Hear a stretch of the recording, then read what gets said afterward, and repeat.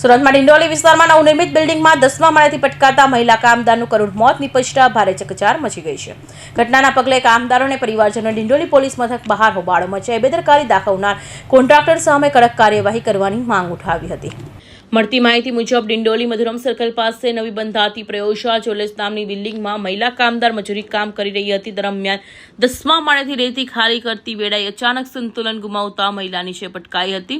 ગંભીર ઇજાઓને કારણે તેનું ઘટના સ્થળે જ મોત નીપજ્યું હતું. ઘટના બાદ સ્થળ પર ભારે ભીડ એકઠી થઈ ગઈ હતી. કામદારોનો આક્ષેપ છે કે સાઇટ પર કામ કરતા કારીગરો માટે પૂરતી સેફટી વ્યવસ્થાનો અભાવ હતો. સેફટી બેલ્ટ સહિતની જરૂરી સુરક્ષા સુવિધા ઉપલબ્ધ ન હોવાને કારણે આ દુર્ઘટના સર્જાઈ હોવાનું કહેવામાં આવી રહ્યું છે. ઘટનાના પગલે કોન્ટ્રાક્ટર અને બિલ્ડર દ્વારા મજૂરોને સલામતી મામલે બેદરકારી દાખવાઈ હોવાના સવાલો ઉભા થયા છે.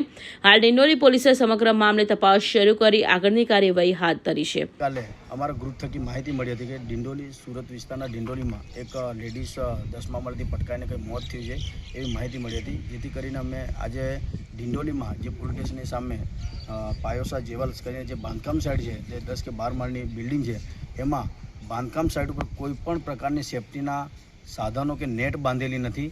અને જે કામ ટાઇલ્સનું હતું, જે જેન્ટ્સને કરાવતું હતું, એ લેડીઝને કામ કરાવતા બેન ઉપરથી પડીને ડેથ થઈ છે. એનું 2 મહિનાનું નાનું બાળક છે. બેન અમારા આદિવાસી સમાજની દીકરી છે અને એનું 2 મહિનાનું નાનું બાળક છે, જેઓ રાજસ્થાનના બાંસવાડા જિલ્લાના જાલિમપુરા ગામના છે.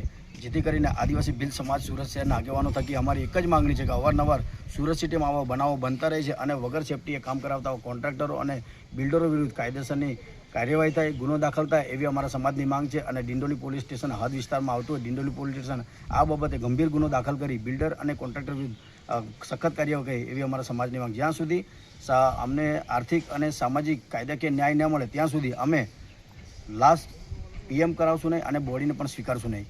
નમસ્કાર.